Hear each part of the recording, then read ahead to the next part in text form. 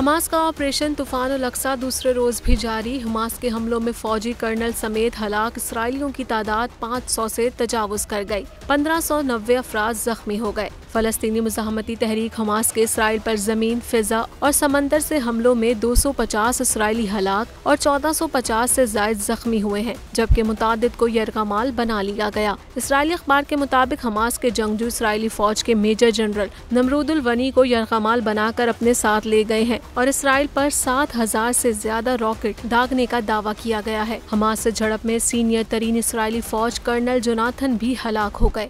Israeli हमलों में 232 फलस्तीनी शहीद जबकि 1700 से जायद जख्मी हो गए।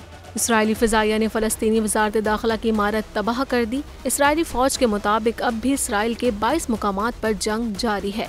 फलस्तीन और इसराइल के माबैन हालिया कशीदगी के बाद भारत, तुर्किया और ऑस्ट्रिया की एयरलाइंस समेत दर्जनों एयरलाइंस ने इसराइल के लिए अपनी परवाजें मुअत्तल कर दी हैं।